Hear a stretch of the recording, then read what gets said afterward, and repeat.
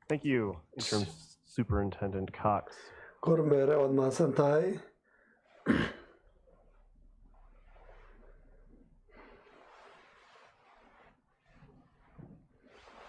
All right. I want to start by talking about what a pro forma is.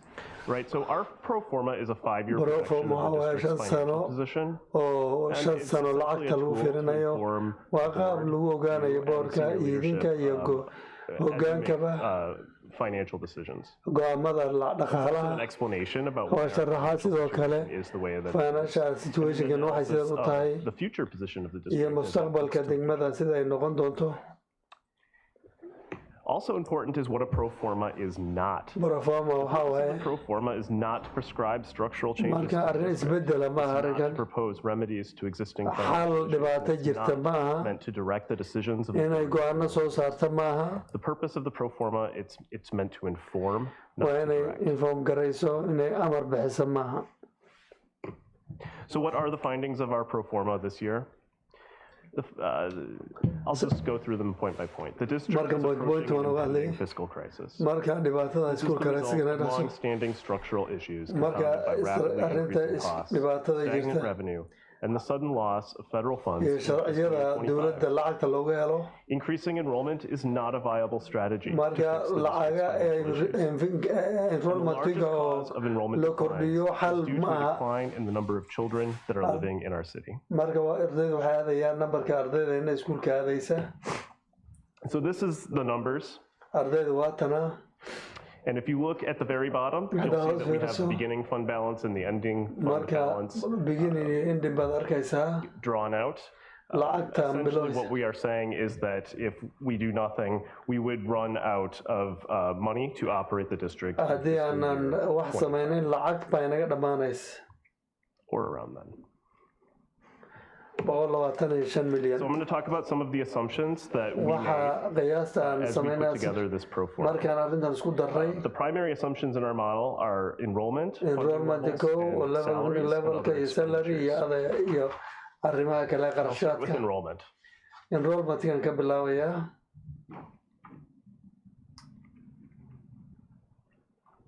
Am I missing a slide? I am. So I'll skip to this slide. waan ka baxayaa kan This is the change in enrollment counts marka for arrinta Minneapolis isbedelkan residents. So these enrollmentga Minneapolis are resident waaye the change in Minneapolis, isbedelka publicly Minneapolis educated public Minneapolis educatorka residents ee who deegaanka are, Minneapolis and where they are attending, right? iyo So we meeshay have aadayaan lost since fiscal year 19, waa tan waa ilaa well, school actually year since fiscal year 19 18, we've lost 5,993 students through marka 500 fiscal oo arday ayaan dhuminay And it's important to note that charters during that time have picked up 807 students. waxaan kuu sheegayaa jaartarka And the 800 open oo ilmada ay enrollment other qaateen districts have picked up 367. open enrollmentna 367 bay qaateen 4,819 to the bad afar is the kun iyo number of 800 publicly xagga educated xun students that are no longer here. aa u joogin hadda And the reason for that is there are simply fewer children living in the city. Right? The number of children ages 5 and under living in the city fell 17% between 2020 and 2021. boqolkiiba The number of children 20 ages 6 to 15 fell 6.4%. 6.4%. There are simply fewer children for us to educate. marka arday yar inaan wax baro ayaa taala And when we look at the trend and we draw it out, qaabkaan u samayna haddaan we samaynay still expect to see slight increases, I xoogaa think, kor u in kac baan charters and doonaynaa open inaan helo enrollments, but we expect arrinta the enrollment enrollmentiga declines that we've experienced over the laakiin last 5 years to shantii continue. sane lasoo We don't have any dhaafayna reason to believe that dib u they dhac won't, xagga yaraan because we don't have any reason to believe that the laakiin ma demographic ayna changes in the sabab city inuu isbedel dhaco degmada and our projection results in qorshaheenu waxaa waaye 23,000. 23,000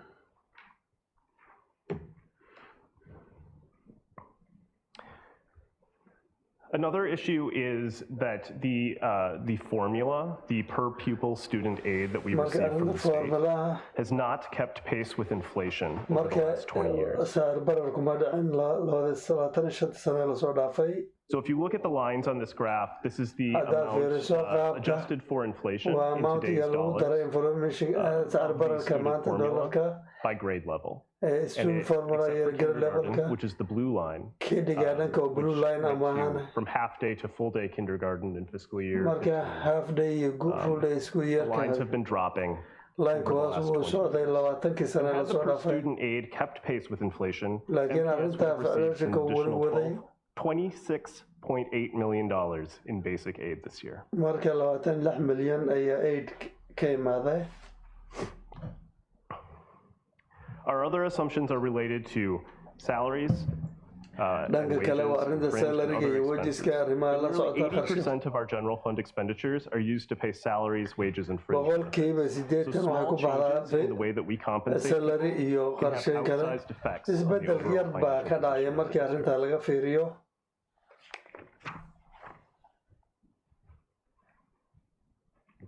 We also factored in expected improvements to compensation. So this would be the marka total cost arrinta of increasing bixinta inay kor u kacdo ayaan the cost of rajeyneynaa. our collective bargaining agreements. marka arrinta heshiisiinta If you look wadaxaajoodka at the slide, the boxes that are haddaad shaded fiiriso in bogiska mugdiga ku gray jira are agreements that have already been agreed heshiiska to. waa kuwa la For qaatay all other agreements, we're assuming heshiisyada that kale there will waxaan be a qiyaasaynaa 2.5% increase ilaa boqolkiiba every 2 year bar inuu through sanad the walba pro ku forma koro period.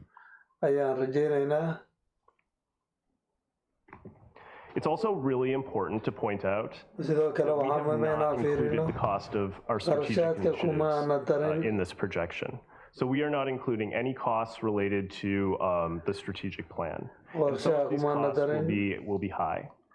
For example, the strategic plan includes aligning curriculum to replacement to national standards, marka arrinta inaan bedelo standardka qaranka and pursuing collective bargaining strategies that, inaan wadnana that arrinta increase the flexibility. istaraatiijiyada wadaxaajoodka All ganacsiga of these will come with a cost. marka waxaan oo dhan qarshaad bay la imaanayaan. And then we have the ESSER 3 expiration in fiscal year. marka SR3 expiration ayaan haysanaa sanadkan. And you can see that on the red bar on the red chart. barka haddaad That's the aragto amount of arkaysa revenue that we waa are qarshaadka projecting to receive taksiska aan from doonayno sanadkan in la federal geliyo sources. ee and federaalka. grants. And you can see the significant drop off in fiscal hoos year u dhacana waad aragtaa ka dhacay meeshan.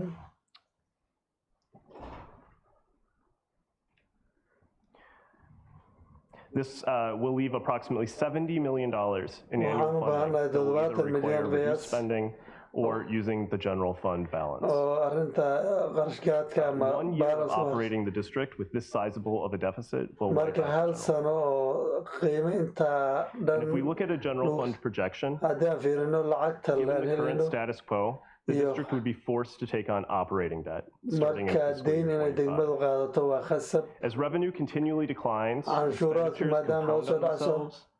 We qarshaadka see kalena kor the buu u kacayaa increase in the fund balance, the operating debt increase at a deyntana increasing waa pace. soo arkaysaa And eventually the bottom will simply fall out. marka hoosna way dhacaysaa.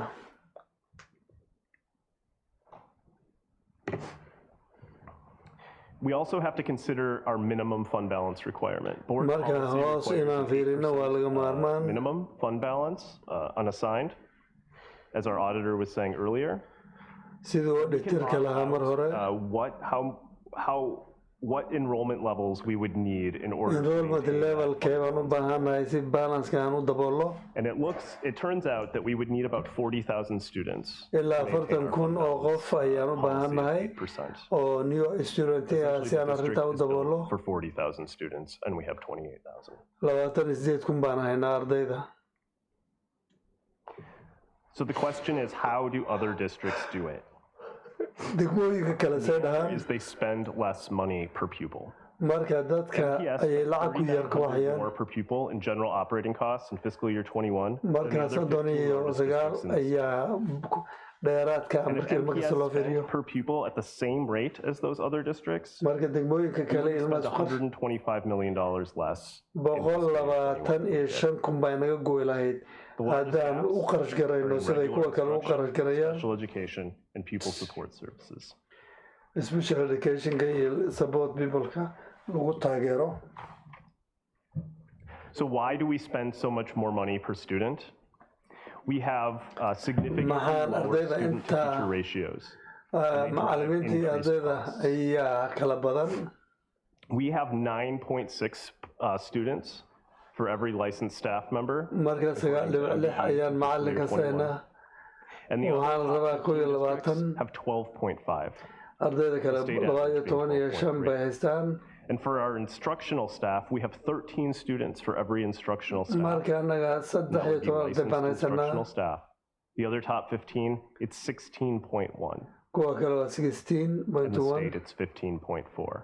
So that's a State kana significant difference. saasaanu kala duwannahay. And then the question is, why are our ratios so low?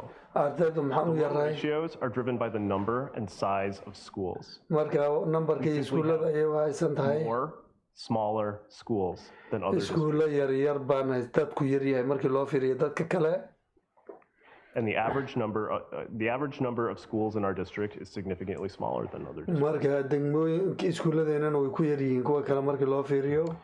So I'll go through some potential fiscal challenges. marka arrimo dhibaato iskuullada ayaan ku sheegaya oon la kulmi karno Risks. khatarta iman karta. Enrollment might decline more than projected.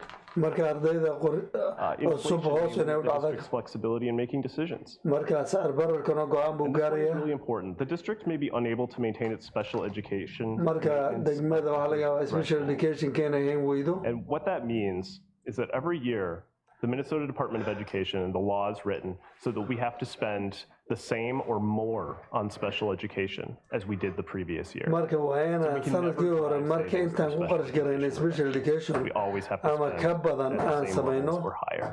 mar walba waa inaan levelkii joogno ama ka badino. The district may simply be unable to recruit or retain the staff needed to implement marka strategic dadka waxa degmadu inay shaqaale qorweydo waa The district may suurtagal. be unable to maintain its bond rating, which would make debt more expensive and make it harder to maintain our buildings. markaasoo ay ku adag tahay bildhimadeena inaan maintain garayno. We do have a few opportunities. jaanisyo yar baan Strategic haynaa plan might drive incremental enrollment. It might work. way shaqeyn suurtagal The inay state shaqeyso. legislature might increase the district's funding. marka shareecada baarlamaanku inay kordhiyaan waa suurtagal. So, in conclusion, waxaan kusoo enrollment is gabagabaynayaa falling as families leave the city. ardayda la qori maadaama degmada laga guurayo way sii yaraanaysaa. Due to decreasing revenue and increasing costs. marka canshuuraadkan oo yaraata qarashkaadkuna waxay dhibaatay keenaysaa. And adjusted for inflation, state education aid arrinta has waxbarashada not kept pace with inflation over the last 20 years. 20 sane lasoo dhaafay. The district spends significantly more per student than other large districts in Minnesota. degmada waxay ku qarash garaysaa ka badan ardayda.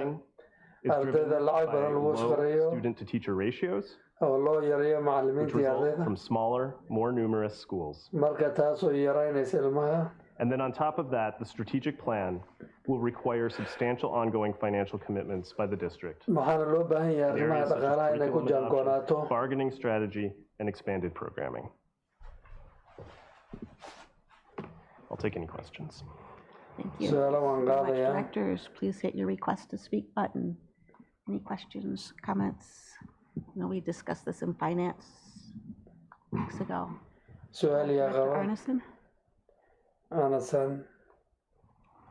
Thanks for being here. I did address this in finance, but I think it's just important to comment that no doubt adopting a status quo budget, it's really important to emphasize marka the reality. budgetka in la qabto aad bay muhiim u tahay in la sharxo. Process, and it's not something that we've always done, but it's a really important addition to our marka waa budget mid process so that we muhiim can mar walba aan all kind samayno. of start in the same place and be clear about our facts. And I think I want to kind of do an and today to acknowledge that we've never passed a status quo budget. At marka least I weligaana haven't maana been one, baas and I'm garayn going status to quo know that our budget waxa la finance yiraahdo. team puts together a budget, and I am 100% certain you're not going to recommend a status quo budget. So I just think it's important to emphasize that this is a kind of a level playing field. This is where we're starting. We're setting the marka tan waa waxaan ka bilaabay field. And we're moving forward, as a superintendent laga bilaabo hadda kormeero mentioned, not long ago, earlier this evening, that moving forward, there's opportunities, and we make decisions, we intentionally make decisions every year. And we did that last year's budget as well. We made cuts last year. The auditor acknowledged that we had some vacancies that actually captured 40% revenue, and some of those things will happen again. So I think there's a variety of opportunities, and I have full confidence that we will a balanced budget, just as we have passed number of years. sanooyinkii lasoo dhaafay. Thank you. Student representative? Thank you. Thank you for your presentation. I just you kind of touched on this too, and you might have gone more in depth. But are other districts in the state kind of seeing these same issues that MPS is facing, like declining enrollment? I know maybe not as severe as MPS is facing with the financial crisis, but how are these other districts kind of combating this? Impacts, I guess, if that makes sense. Yeah, I don't have specific data with me, but the anecdotal evidence that I've been hearing from other districts is that they are also experiencing enrollment declines. As a whole, I mean, this is a nationwide phenomenon. Our enrollment declines have just been compounded by other factors, I think.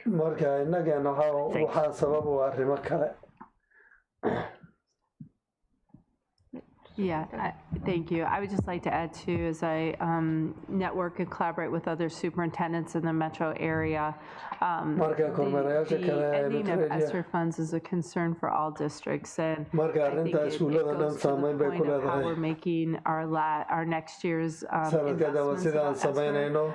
We've been, Senior Officer Giap and I have been talking about we need to be really careful with those funds and make sure we understand those are one-time funds, as which we did with high dosage tutoring, knowing that those are not funds that we can continue to invest in over the years, but that they will be gone. So I think that's a concern that I'm hearing across districts also. Director Inns? Thanks, Madam Chair. Is this not working? Is that? We can hear you. The light. Oh, just the light doesn't come on. Okay. Thanks for the sobering presentation. Just a couple, there's a lot of things to dig into and to talk about and to consider. There's a couple of things I just want to ask about. Of course, tons of things that people could talk about with respect to funding and state funding, et cetera. Public education. But one thing I just wanted to kind of highlight is the notion that you know, sort of the cause of our lack of enrollment, because I think that's important. I'm sorry, Interim Superintendent Cox talked about, obviously we want to increase enrollment, improve the district. The point that you made, and you even, if you look at the slide, I'm not sure which number it was, but the change in enrollment counts for Minneapolis residents, that one. A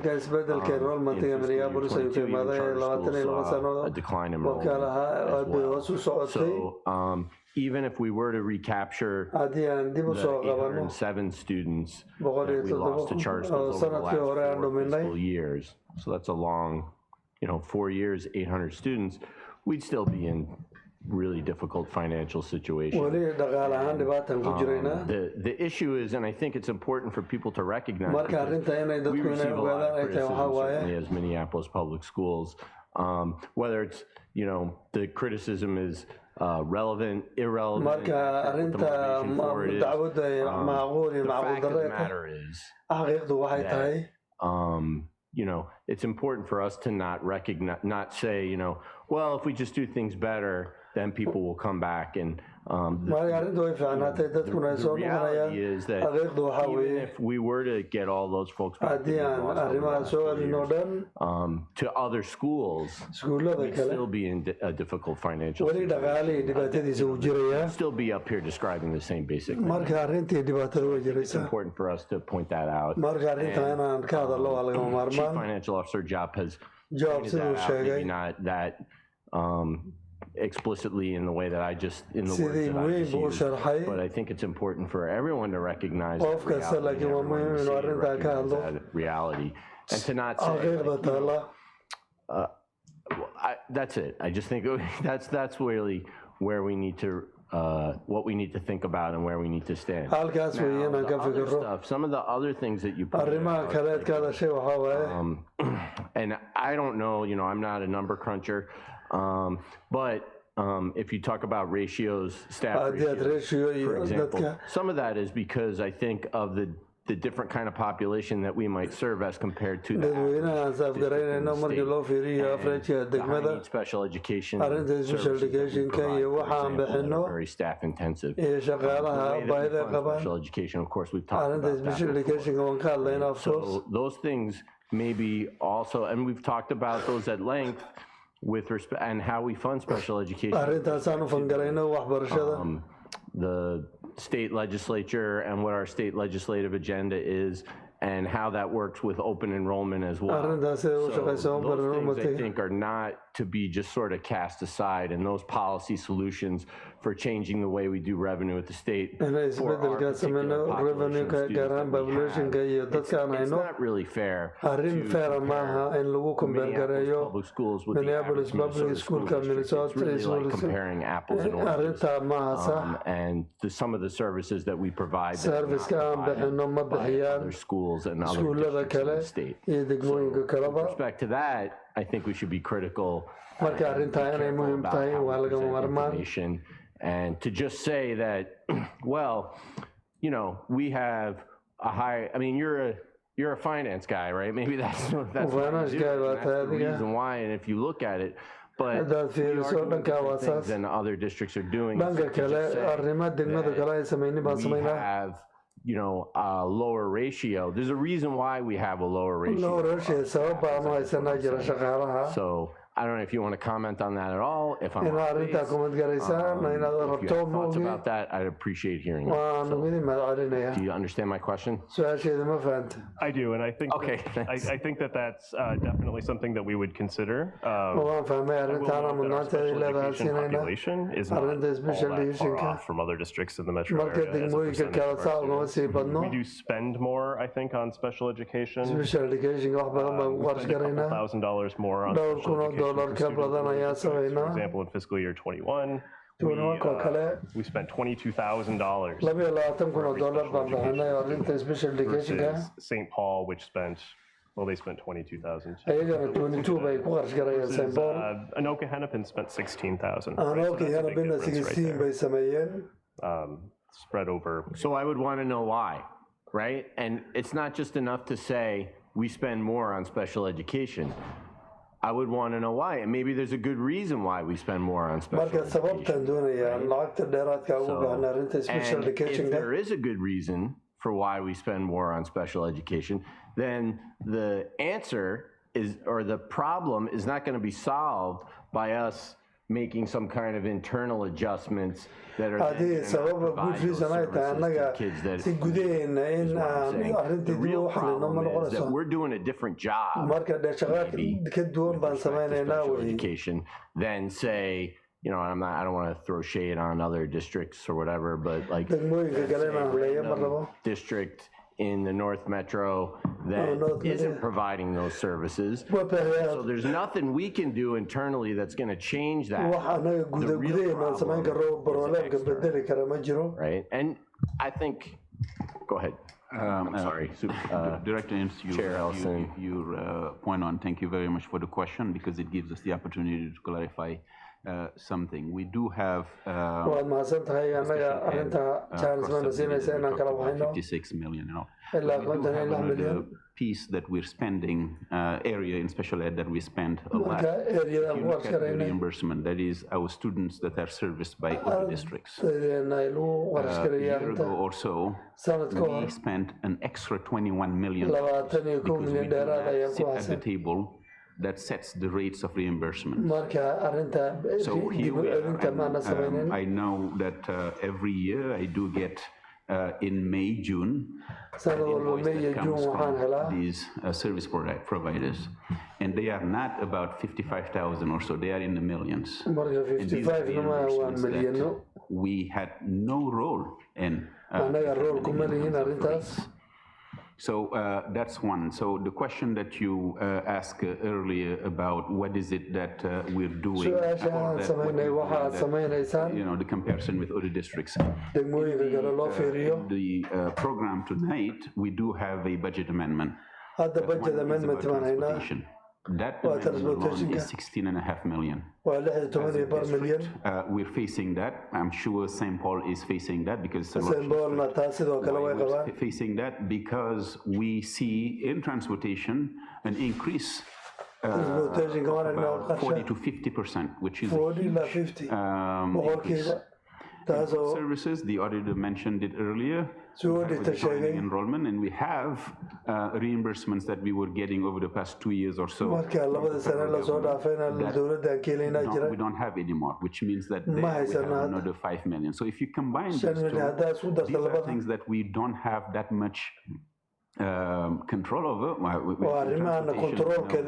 We own 40% of the we have 40% of the share, and 6% is provided by outside. So we need to flip that and try and save money in transportation. Because transportation is an area that every year we put a lot of general fund dollars in. The services that we provide, and yet we do not have much control when we talk about increase from 1 year to as a district, and that's I think what the I know that's what the pro forma is trying to get at. We have a footprint, if I can use that, that is much bigger than the resources that we received. And I mentioned it today to some of my colleagues, the audit, talked about the audit as to how I take it to be an excellent audit, which says that we know how to manage our funds. The problem that we have are things that we don't have any control over. Subsidy, we've been talking about since I've been here 7 years now. We've been talking about making the special ed and ELL funding more adequate. Making sure that the state takes into account inflation. Every year, you can look at the allocation. It goes up from 5,300 or so to 6,800.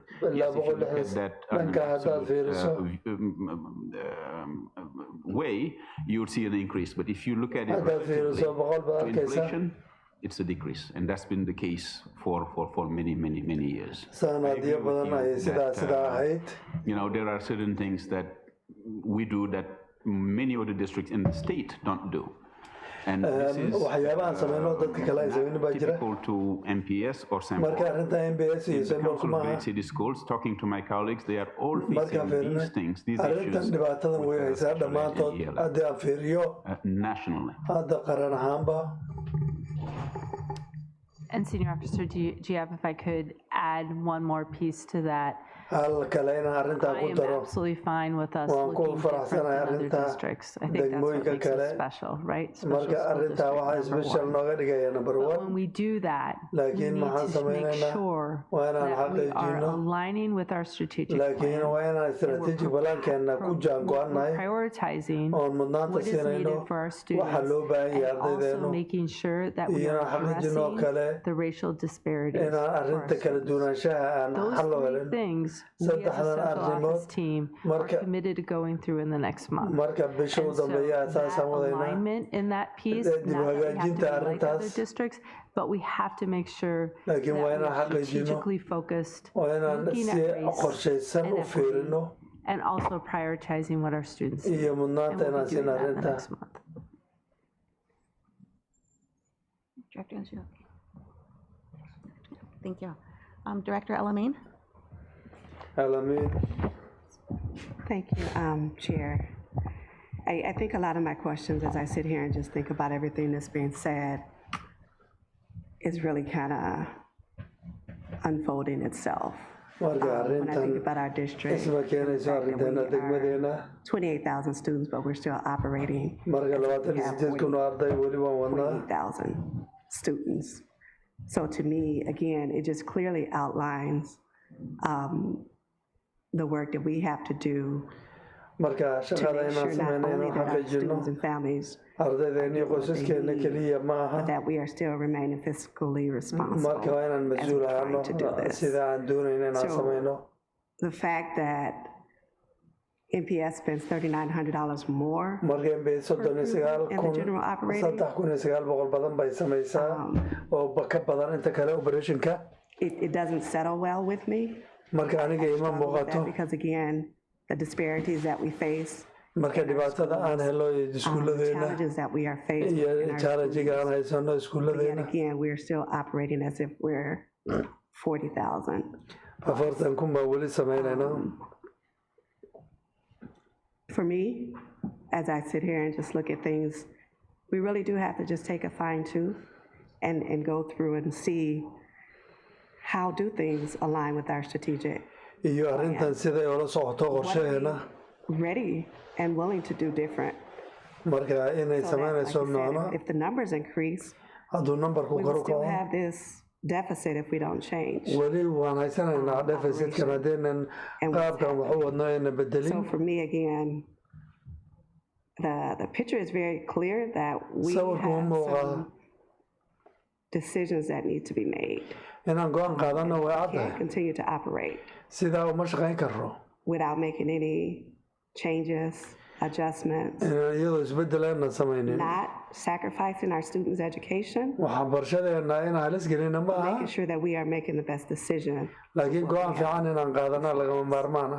So that is my ask. That is what I. Saasaan filayaa. Board member. Yes, board member ahaan. We have some work to do. Shaqa inoo taalla inaan samayno. Some tough decisions to make. Go'aano waaweyn inaan qaadano. Compare ourselves inaanan ku compare garaynin dadka but to make kale. sure that our families are getting what they need. Qoysaskeenu waxay rabaan inay helaan. Providing the services that we iyo serviceka loo baahan yahay in la siiyo. As a district. Thank you. Thank you. Director Surreal. Thank you, Madam Chair. You mentioned, I think it was interim superintendent Cox, if we were properly funded for haddii si wanaagsan lacag laynoo siiyo an additional of 70,000 ilaa 70,000 oo dheeraada. Annually? Can you, like, how much of that comes from the state? Meeqa stateka ka imaanaya? Needs to come from the federal government. Iyo federaalkana meeqa ka imaanaya? Mahadsanid. So the bulk of our special education funding comes from the state. Arrinta stateka ka imaata. About 60% of our special education, and the federal government does not fund the other 40%, like they were. Marka boqolkiiba 40 kale ma bixinayaan federaalka. I don't know on ELL, but I believe the majority of our funding comes from the state. Marka lacagta stateka badi ka imaata. Yes, for ELL, it's coming from the state, and if you look at the ELL state it was about 5 or 6 million. 10 million bay ahayd. 14 to 15 million to make it adequate. Hadda 14-15 million baa loo baahan yahay si serviceka loo baahan yahay loo bixiyo. By 1975, the promise was that they will be participating or contributing. 1975 way dowlad federaalku dheewan ka qayb qaadanayna. 1975 to now, I don't think that the participation is above 10%. So the state did the right thing with this extra money that we have. There is some hope. Marka rajaduna stateka inuu bixiyo ayay tahay rajadu. The education will take a priority. We know what lack of education can create in a country, so I hope that they know that. This is very important, especially for community that are listening, so that we can actually do the right thing to be advocating to fully fund education in our state. Thank you, Madam Chair. Madam Chair, mahadsan tahay. Director Jordan. Jordan. Thank you, Chair Ellison. Yeah, that is kind of eye-opening. Marka arrin la furo waa taas. You know, there's a lot of internal things that we need to do. First off, there's no scenario in which we can continue to operate with over 70 school sites with dwindling population. There's just no scenario we can do that. Closing schools. You know, we've tap danced around this issue long enough, right? Closing schools, consolidating sites. I haven't heard anyone talk about, I mean, I've been out, you know, I was just asked about this at Tangletown Neighborhood Association. Parents said, well, what's going to happen now? So, well, marka waalidiintu waxay leeyihiin maxaa dhacaya hadda we're running deficits. arrintan barba sii yaraanaysa sii badanaysa That's it. Unless someone has a financial plan marka qof qorshe waa inuu keeno inside of a pizza box that'll get us out of this mess with dhibaatadan xal loo helaa laga maarmaana see it. But that's impossible.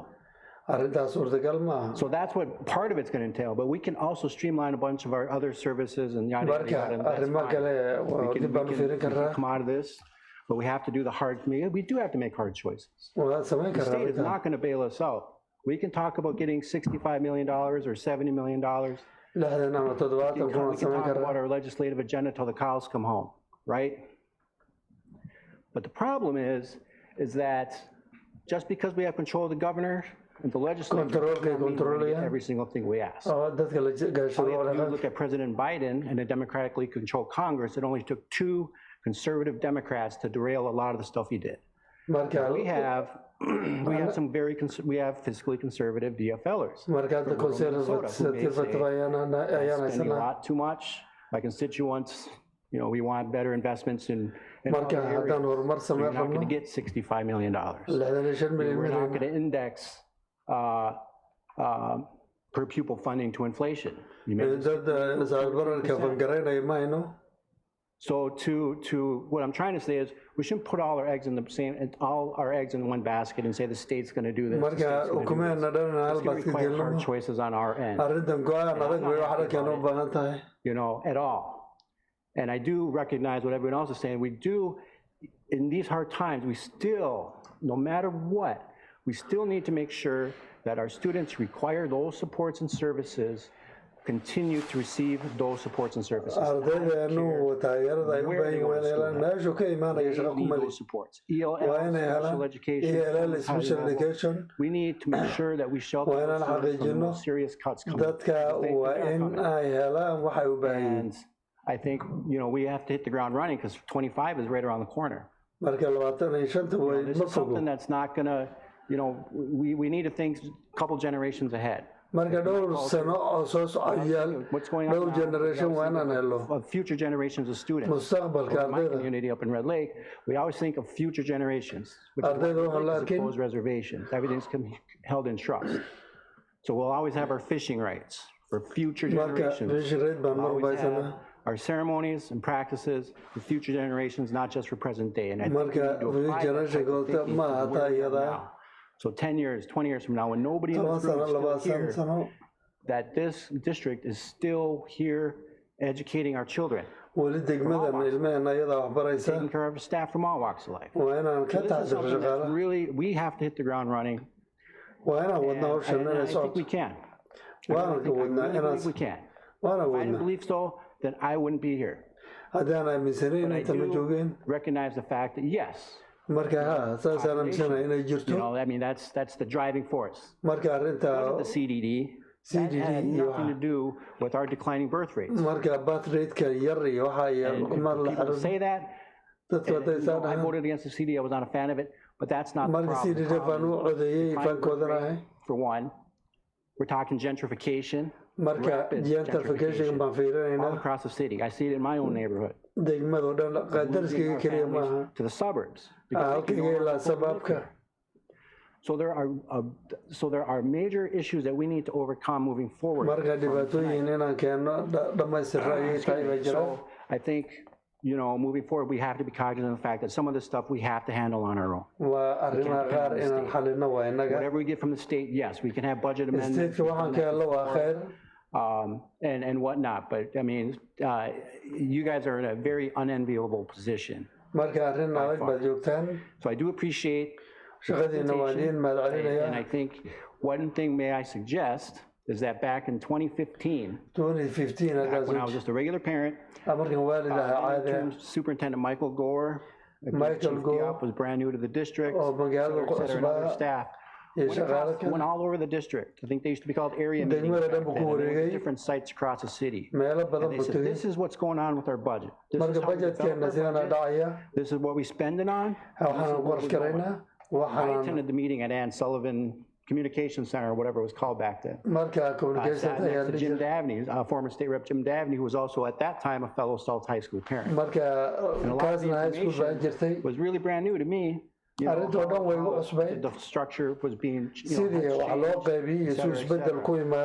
to do that with our budget pro forma. We need to go out to communities. This is where we are at right now. No games, no nothing.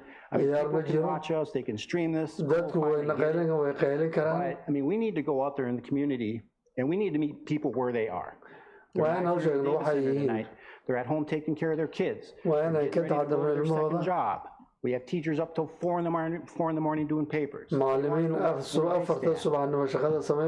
have building engineers that are working overnight. We need to go to where they are. Seriously, we really do. And I think that's something that we should consider is going out to different sites across the state.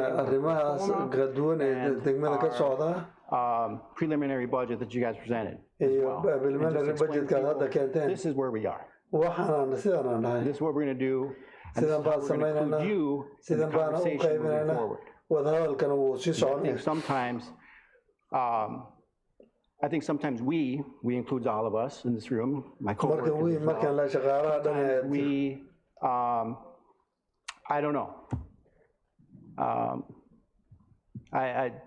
not going to say anything more than lost my train of thought. But I think moving forward, it is a all hands on deck predicament that we are in. Director Allen. Say that again, ma'am.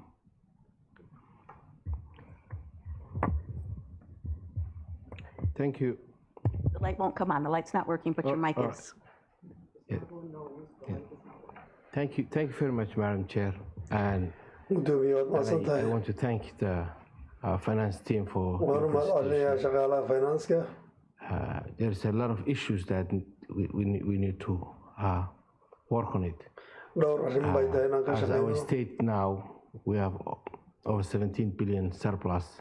And I do believe that it's about the time that our state legislators and the governor must fund education. Education, and I think that's not happening. As now the Democratic Party or DFL controls the majority of the House office, I don't believe they have or will have enough excuses of not funding our public education. It's about the time. In terms of, and we have to collectively reach out to our legislators. They represent us well. Minneapolis public schools deserve fully funded.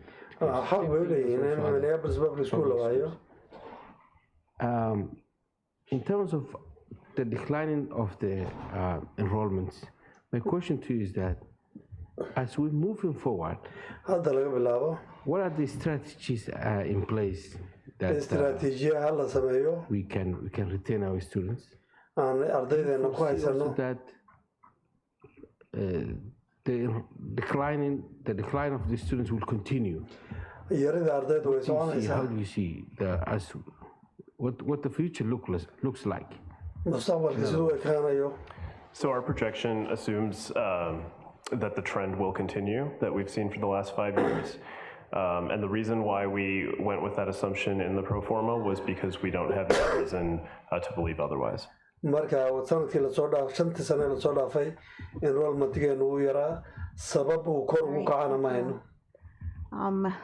Thank you, staff. This was important, sobering information. But I think it's very important that the board, our community, understand. And our pro forma is a projection of what's happening, what's going on. Like you said, you're not making suggestions, you're just like, here it is. As we've been going, this is where we're headed. I think, to your point, Director Jordan, the state may give us more money, huge money that the state has right now, that would be one time. Year after year after year. The number of high schools, and I know we're special. So don't want to compare very much, but we have as many high schools as Anoka, Hennepin, and St. Paul combined. Both districts larger than us. And why? Well, I've heard from our community saying that small schools, small class sizes, small teacher to student ratio is important. We need to go out in community and we need to say, well, this is the impact of that. So yes, we've got a lot of work to do. We've got a short amount of time to do it. But this is information that we need to know as we move into our budget season, which is starting now. So thank you. Thank you very much. Next is our policy committee report. Please go ahead with committee's report. All right, thank you, Chair Ellison. Do I need to do anything here? No. Something happening? Can I be heard? You can be heard. All right. Thank you, Chair Ellison. The policy committee has referred one policy item to the board tonight for a first reading, which is a proposal to repeal policy 7420. Policy 7420. That is a policy on bonded indebtedness. On regular review, this policy was identified as redundant and unnecessary, as its provisions are already included elsewhere in both state law and MPS policy. The committee recommends at our November meeting, which was the final one of the year, the committee also took time to discuss some recommendations that we shared with the 2023 committee. It was a robust discussion with some excellent recommendations. That concludes the policy committee report, Chair Ellison. Thank you. Directors, are there any questions on the policy committee report? Seeing none, we will see that item on our agenda for vote next month. Next, we're going to move to action items. We'll first begin with the consent agenda. The consent agenda includes routine items that do not involve major policy, budget, or tax decisions, fund awards, or items related to the superintendent's contract or evaluation. Director Caprini, will you please move approval of this item? Can I get a second? Second. Approval of the consent agenda has been moved and seconded. Is there any discussion? Seeing none, all in favor say aye. Aye. Any opposed say nay. That motion carries and the consent agenda is approved. Next is a resolution certifying the final property tax levies, which is labeled as Resolution 2022-70. Director Caprini, can I please get an approval of this? Thank you. Approval of the resolution certifying the property tax levy has been moved and seconded. Is there any discussion? Seeing none, all in favor say aye. Any opposed say nay. That motion carries. Next is also a finance-related item. It's a budget amendment, Resolution 2022-71. This item, which was referred and recommended by the Finance Committee, makes needed adjustments to account for increased transportation and expenses like we heard tonight. Can I please get a motion? With a snap. Is there a second? Thank you. Approval of Resolution 2022-71, amending the district's budget has been moved and seconded. Is there any discussion? Seeing none, all in favor say aye. Any opposed say nay. That motion carries and the item is approved. Next are two policy-related items, which had first readings at last month's meeting. Both items were referred and recommended by the policy committee. The first policy item is a revision to policy 3290, which would increase the allowable debt service level from 15% of the district total operating revenue. Is there a second? Second. Approval of Resolution 2022-60, revising policy 3290 has been moved and seconded. Is there any discussion? Seeing no discussion, all in favor say aye. Dadka ogolaayde. Any opposed say nay. Dadka diidan oo neyde. Motion carries and the item is approved. Motionkana waa la Next aqbalay. policy item is a revision of policy 6682 Ka kalena waa on emergency 6682. health care and an adoption of policy Arrinta 6693 emergency-ga caafimaadka on DNI ee nambarkiisu ka yahay. Can I please get a In motion? soo miiska ma dhigi kartaa? Thank you. Approval of resolution 2022-61, 2022-61 waa la aqbalay. policy 6682 and adopting policy 6693. Iyo sharciga nambarka oo la sameynayo. Any discussion? Wax wada hadala. Seeing no discussion, all in favor say aye. Dadka ogolaayde. Any opposed say nay. Dadka diidan oo neyde. Thank you. That motion carries and the item is approved. Itemka waa la Next item aqbalay. is resolution 2022-74, Ka kalena waa which resolution changes the start 2021. and end times of several high schools, Kaasoo as we bedelaya discussed iskuulada last month, badan. and directs the superintendent to provide update on career and Kaasna technical waa inuu update education keeno iyo program kariya arrinta implementation. programkaas iyada ah. Director Arneson, can I please get a motion to approve this resolution? Aaminu usaama samayn kartaa. Thank you. Approval of resolution 2020 Waa la aqbalay 2022-74 has been 2022-74. moved and seconded. Is there any Waan raacay discussion? wax wada hadal ayaa rabaa. Seeing none, all in favor say aye. Dadka ogolaayde. Any opposed say nay. Dadka diidan oo neyde. Motion carries and the item is Motionka waa la aqbalay. Our final action item is approval of the district's legislative agenda. Marka arrinta shuruucda as agenda resolution 2022. kaasoo la dhahay 2273. Director Ali, can I please get a motion? Cali oo miiska ma soo saari kartaa? Can I get a, thank you. Approval of resolution 2022-73 has been moved and seconded. Is Waa there la any raacay discussion? isagona la labeeyey wax wada hadala. Seeing none, all in favor say aye. Dadka ogolaayde. Any opposed say nay. Dadka diidan oo Motion mayde. carries and the item is approved. Motionka waa la aqbalay. Our last agenda is to say Agenda. farewell to those board members and student representatives who Waa will be board leaving the markii board at the ardaydii end of this month. oo wiilka This is bishan their ka last tegaya. meeting.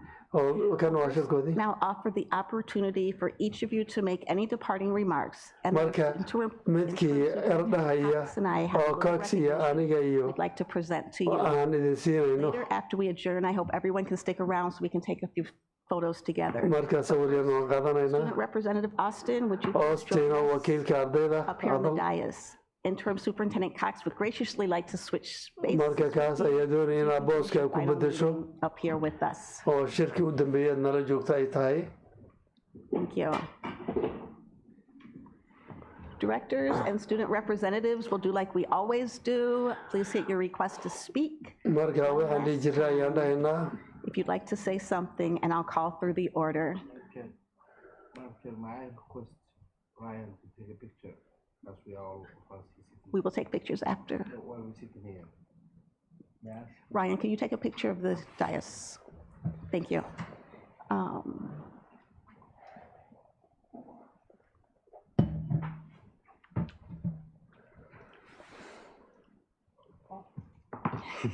You see me, my friend?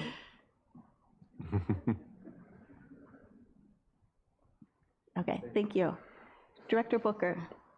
Well, I want to start by just saying, as a Washburn graduate and a former North High staff, it's been an honor and privilege for me to serve on this board. I really appreciate you guys appointing me to the board.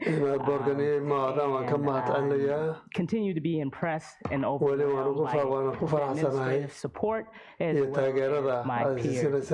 At times, the last 6 months has been challenging. So although my journey was short, I am thankful for the experience.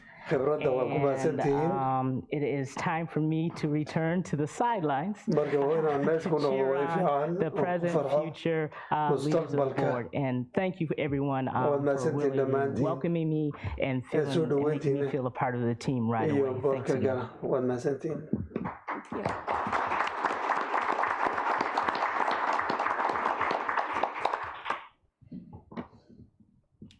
If you would like to speak, hit the request to speak button. Director Enns. Thank you, Madam Chair. It's been eventful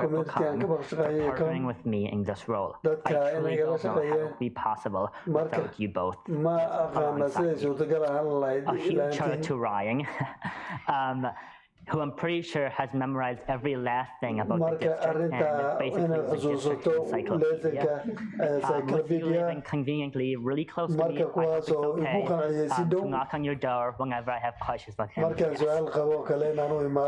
Thank you to the board, Interim Superintendent Rochelle Cox, and previous Superintendent Ed Graff, for trusting me to serve and for being open and honest with my questions and requests throughout this year. Thank you to my teachers, specifically Mr. Yersa and the Principal Dr. Palmer at Washburn, who has always been provided important guidance and knowledge. A big thanks to the many MPS staff and cabinet who welcome me with open arms and giving me unforgettable opportunities and experiences and welcoming my voice at the table. And last but certainly not least, thank you to the students of Minneapolis Public Schools, as well as citywide, and the present advisors, Jenny, Jason, and past advisor Maring, who have all supported me. These are challenging times for Minneapolis. And the decisions made today, tomorrow, and in the future are going to fundamentally change where the district heads in the future. I think it's incredibly important that we ensure the district is restored to a place of true excellence where students can become the best versions of themselves. One thing I ask is to remember to be transparent, open, and flexible. But also involve students in that process. The discussions and decisions that happen have far-reaching impact in your students, families, and communities. And after witnessing last year, nothing boils over faster than if you ignore it. Yet, I am personally seeing the terrific efforts of the board administrative staff at work. All I ask is for this idea to be kept at the forefront during these critical important decisions. I look forward to the future with hope. I've been a proud MPS student pretty much my entire life. And I always will be a proud MPS student. I graduated in 2 years, and I was rooting from the sidelines. Thanks again for this great opportunity and best of luck in the years ahead.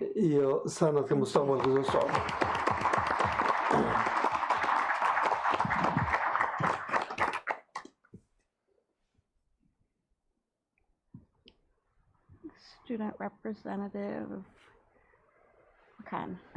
Sorry, Austin. Thank you very much. It's I'm a little nervous following that up. I've been in Minneapolis Public Schools my entire life. It's a huge honor, and I'm really happy that I got the chance to be in this position and be surrounded by so many amazing role models and people in the seats. It's really amazing to see the dedication that people have, not just for the city, but for the students. You know what I mean? We have people that come in every day. We have people that spend night and day thinking about what would be the best for me, you know what I mean, as a student and as a student representative. I've learned so many things here that I feel like will carry on my entire life, that people are people with their own lives and stories and perspectives on the same matter. And it's important that everybody gets a chance to speak. And I'm so happy that I got into this position. I'm so happy that all of you are here and all of you that care for the city and for education. It's really weird because a lot of people feel today and tonight is kind of the sun setting for them and kind of the end of cycle. And for me, it kind of feels like just the beginning. So, thank you all.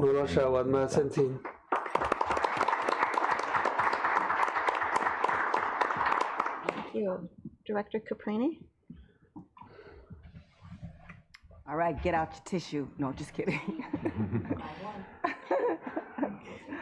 So first I want to acknowledge my family. The school board, my husband told me to do what I needed to do to ensure that my children would get a better education. He's always been supportive of my work. And I thank him for trusting me and supporting me. Secondly, my daughters are smarter than I could ever imagine. Support and patience. Career and advocating for public education. Thank you for being my brightest light in my life. In this work, I was able to live out my dreams, not being afraid to share my lived experiences, to share what I didn't know, and ask questions to better understand how things work. I'm proud I always stay true to my values on our children. I will always believe in the potential of all of our students, no matter where they live, how they live, or who they live with. I believe it is our responsibility to prioritize all of our students' academic experiences and opportunities. This means providing every single student and every neighborhood access to a strong academic programming and enrichment opportunities.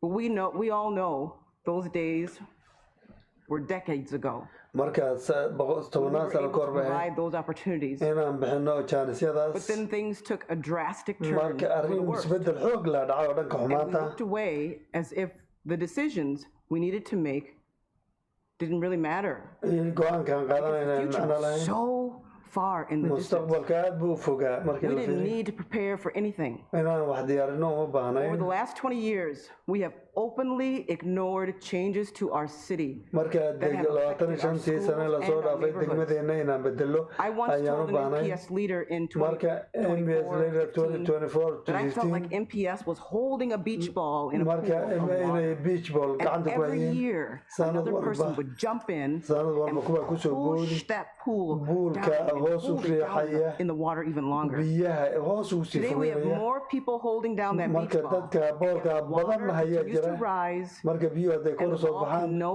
longer be held down. boolkuna lama hayn karo The board is responsible for ensuring the long-term Marka, financial health of our boorku district. wuxuu makiil yahay Over in the last 7 years, mustaqbalka MPS lacagta has been fortunate to iyo have a senior 7 sano financial dhafaa officer that has inay never dad shied lacag away helaa from oo speaking to our financial aan ka downfalls xishoonin and oo finding ways to dhaqaalaheena ka hadla balance the budget that oo many budgetka districts iyo across this degmooyinka country may degmada not have had the capacity to be able to do. oo awoodda inay For helaan the future, mustaqbalka there must be a willingness to make difficult decisions, go-aano adag in la qaato with weye those you may not agree with, marka oo loo dadka iyada and isku amniga ahayn a plan iyo qorsho or an idea if fikrad it inaad wasn't aqbasho yours, but it needs to be chosen.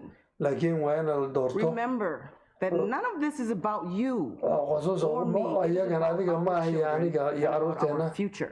iyo mustaqbalkeena As important as it is to hire a new superintendent, marka siday muhiim u tahay kormeero cusub in la qoro waxaan rajeynayaa Minneapolis Public maamulayaashooda inay abuuri doonaan presentation oo dhaqanka iskuulka ah whether you like it or not, it is aan inevitable. jeceshahay amaadan jeclayn waa lagama Every maarmaan district can do it. degmo walba way samayn karaan Our district can do it, or degmadeenu way the samayn state will. kartaa The latter statekaas doesn't sound samayn good haddii for kale neighborhoods that have already been negatively impacted in the past. My work has never been about changing history. nolosheen maaha inaan bedelo Because of waa our inaan history. wanaajiyo ardaydeena When awgeed we make education more markaan relevant, waxbarashada samayno students see themselves in their work, which ardaydu waxay leads to arkeen stronger ardayda academic outcomes.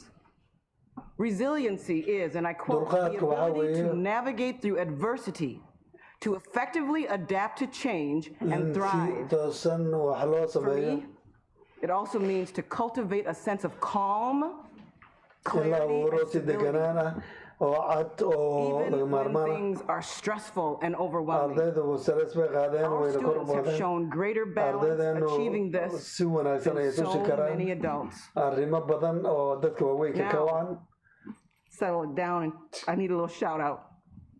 If I don't mention your name, it's not because you did not impact my time here on the school. haddaana magacyada sheegin aniga saameyn igumaada I yeelanin am at a loss for words.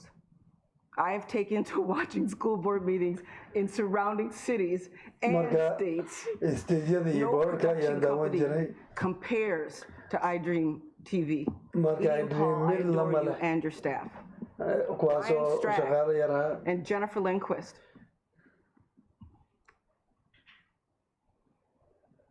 Thank you for your patience and support.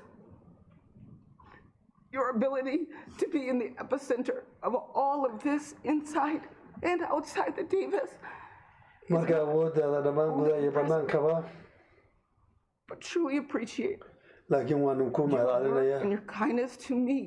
waad ii fiicnayd It's been amazing.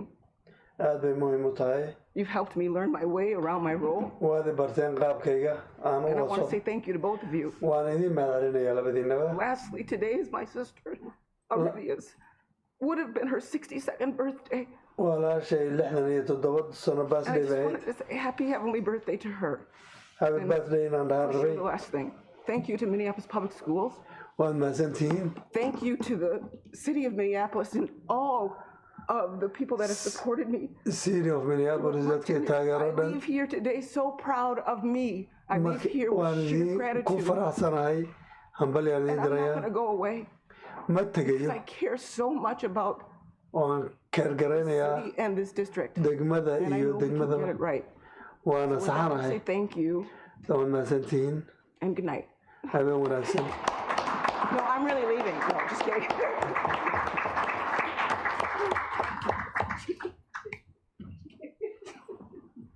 Director Ali.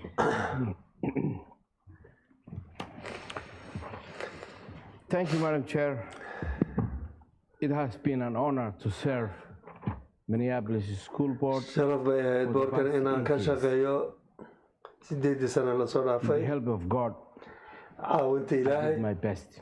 waxa igu wanaagsan baan I sameeyey. did my best. All the decisions I made here go'aanadaan inta ka I sameeyey based on what's good for children. wax ciyaalku wanaagsan baan I have sameeyey. no regrets. regret kama I'm qabo grateful waan ku and I'm faraxsanahay. thankful to God. ilaahay baan ugu mahadcelinayaa Great jaaniska opportunity inuu to siiyey represent inaan wakiil u children ahaado of carruurta Minneapolis. Minneapolis. I do believe we made big difference. arrin wanaagsan baan sameynay big arrin My fellow board members. board memberka ayuu la soo Increased the graduation rate. graduation kan badanay ardayda midab kale We launched many programs, including programyo badan baan the sameynay Somali language K-12 pathway. arrinta K-12 We pathway supported a great schools, all iskuullada schools, wanaagsan baan taageeray Heritage School oo heritage uu ku jiro and Wellstone. Both iyo schools Wellstone are Board close to School my heart. labadaba wadna iga dhow yihiin Great schools. wayna fiican We yihiin advocated waan u dooday EL students with special needs. arrayda curyaamiinta u dooday And I want to say, as we move forward, that arrintan maadaama hor u socdo waxaan current doonay board inaan dhaho members and incoming board members, they can continue hawsha way sii wadaan that ELL students, ardayda yeelalka special education, iyo special education carruurtooda have a big voice here. inay cod ku I lahaadaan want to thank my beloved family. qoyskayga inaan u My mahadceliyaan rabo beloved family, I want to thank. I want to thank my wife, qoyskayga inaan naagtayda who are always there for me, ay marba diyaar and my yahay children, who carruurta understand wajaha that and they gave me opportunity also to serve. iyo jaalisanaysiiya inaan safgarayo I want to thank people who elected me, dadkii codeeyaan who have walaaliya faith in me, and I want to thank them for their continued support. iyo taageerada ay I bisiinayeen want to dhammaantood thank MPS staff, shaqaalaha all MPS inaan MPS mahadceliyo staff, dhammaantood teachers, macallimiinta for your service, public service, shaqaala sarfiskaad bixiseen for serving children of Minneapolis Public Schools. carruurta And I inaad want to caawiseen thank you. waa idinka I mahadcelinaya also want to thank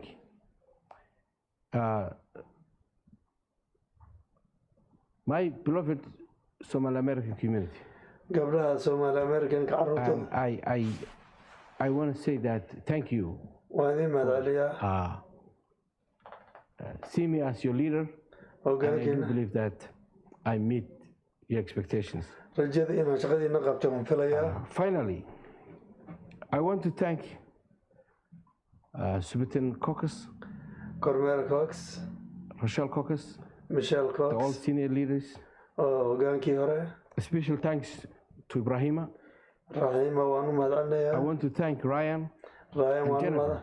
iyo Jennifer for really supporting me inay to taageereen be an effective leader here. hoggaamiye Without qiimo your, lehna individual support and contributions, dadkan anigoo ay I taageerin would have not done this great work here. shaqadan So qaabtay ma sincerely, sameeyeen I want to thank you. dhammaantiin waan idin I want to mahadcelin thank Principal Lucini, Lucini baan u mahadcelin Dr. Daqa Hussein, deeqa xuseen Mr. Muhyiddin Warfa. Muhyiddin Warfa. I want to thank Eric Moore. Eric Moore, no one I want to thank you also Amy Moore. Amy Moore, no one I have a lot of people to thank, frankly. And if I don't mention your name, does not mean that I don't recognize you. All of you are close to my heart. As I am moving forward, as I said, all decisions I made here, I made to the best of my knowledge and my ability. Any time you felt that I offended you, please forgive me. I'm a human being, and I want to make sure that as we move forward, that we continue our friendship. And finally, thank you, all of you, my fellow board members. All of you are special people to work with. I know that many times we disagree each other. You know, we always respectful one another, and I want to say that from the bottom of my heart.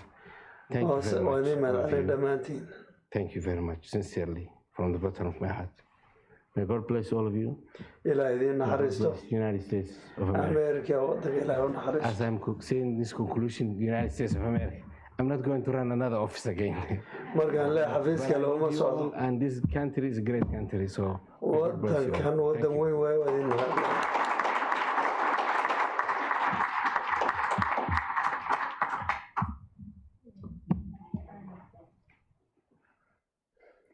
Thank you.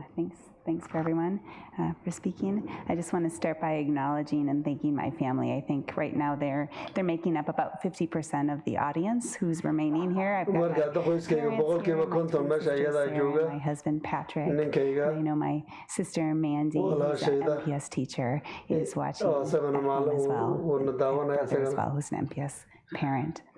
So over the past 12 years, I've been in board meetings in the old 807 building and the current Davis Center. I've been on the first floor and the fifth floor. I've been in my house. There have been tornado watches and snow advisories. We recorded a song once together at a board meeting. I think we probably had to notice that one. We were never asked to do that again, just the one time. I've even attended meetings fresh off cancer treatment and a stem cell transplant. I've served with 5 different superintendents and 20 At this point, I could write my own version of Billy Joel's We Didn't Start the Fire. I feel like the grandmother in this room, even though I'm not even 50. As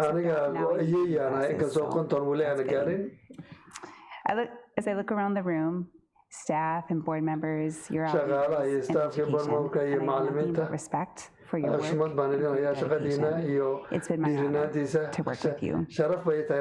Yet so few faces are the same as the day I started. Sadly, I've been the elder for at least half my term, because 12 years in education leadership is a lifetime. We could talk endlessly about the things our district needs here tonight. And with 3.5 years of experience here on the dais, leaving here tonight, there would be no shortage of ideas. I won't take all night. 1 hour should be enough. Just kidding. But I would like to take a moment, just a moment, to share my observations about what public education needs from the leaders who are serving and what those leaders need from the public they serve. Our district needs people willing to lead. I'm not going to say that they need to be willing to make tough decisions or be brave. That's just trite and obvious. My problem with that description is that it suggests that there is just one critical moment. It oversimplifies the issues, and it might even lead one to believe that making one tough call will somehow prevent another critical moment that leads to another or another. Rather, we need leaders willing to take personal risks and provide public education through a critical juncture of transition, despite increasing public skepticism and cynicism. And it's not one leader that's needed, Despite the headlines, this isn't a new or sudden transition. We've seen this fork in the road for miles, and if we're being honest, It's more of a slow bend. marka arrin hoos u socod bay ahayd And we are passing the same scenery over and over again. arrintaasaan mar walba Some of samaynayna it follows a predictable pattern of demographics and marka attitudes arrintaa in la of our wadayo maaha businesses.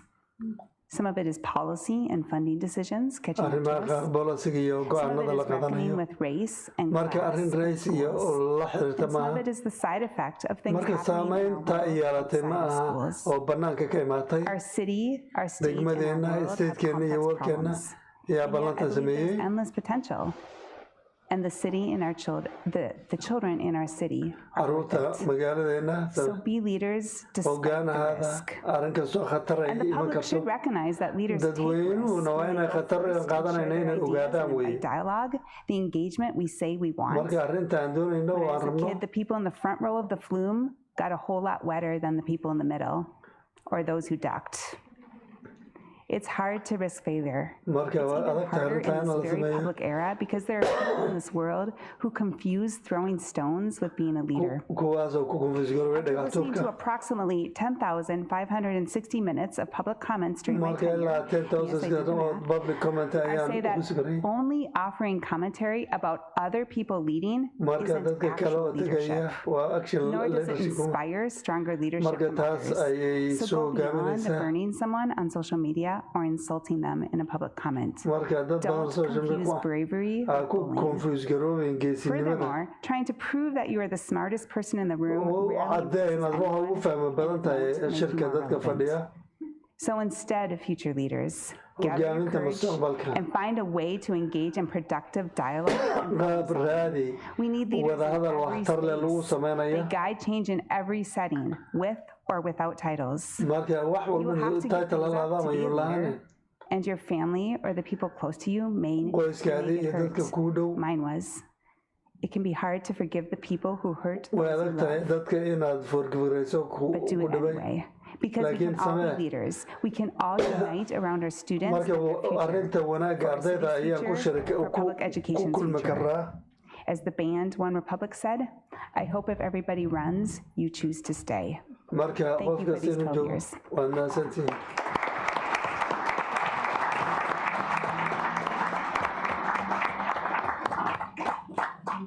Thank you, everybody. Those are beautiful words. And as I collect my thoughts, Interim Superintendent Cox, would you like to say a few words? Cox dhowr eray meesha ka dheh I absolutely would, and I have a few moments. So first, I'd like to call down Student Representative Austin and Weston. kow Austin baan u yeerayaa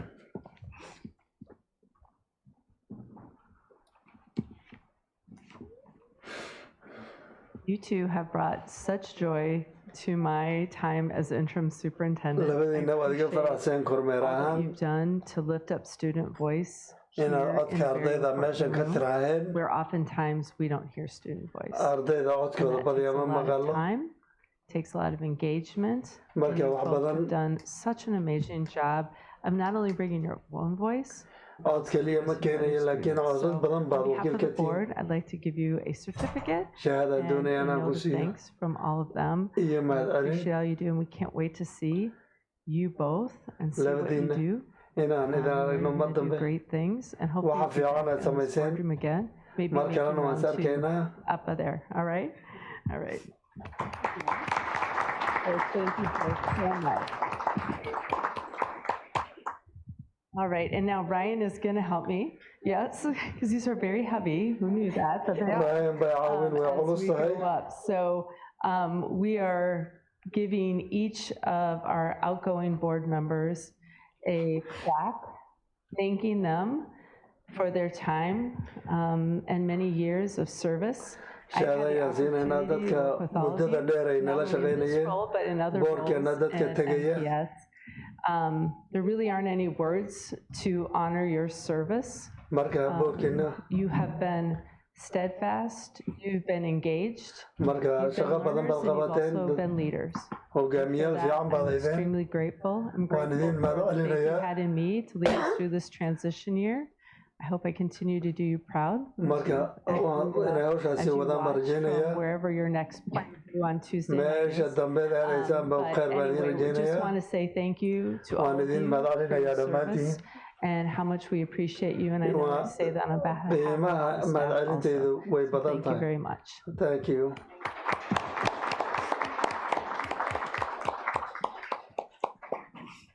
All right, Jake, Waxaan, Cindy, Siad, Nelson, Kimberly, Jenny, from the bottom of my heart, thank you. I cannot adequately express what your service and your commitment has meant to our district and our community. And I certainly cannot sufficiently convey my personal gratitude for our partnerships and friendships. We've been through a lot as a team and as individuals. In this past last year, and over the past 4, 8, and 12 years, we've had some incredible joys and some incomprehensible challenges. We've taken bold action, made difficult decisions, had some fun, and we've spent countless hours and we've done these things together, supporting one another and pushing each other. You've each helped me grow and be a better director and person. I've never said my years on the board to this many people at once, and I will deeply miss each one of you. You've each made an everlasting impact on our students, schools, and communities, and you have embodied the best of public service. On behalf of the board, thank you. Everyone could please join me in thanking and recognizing our outgoing board members and student representatives.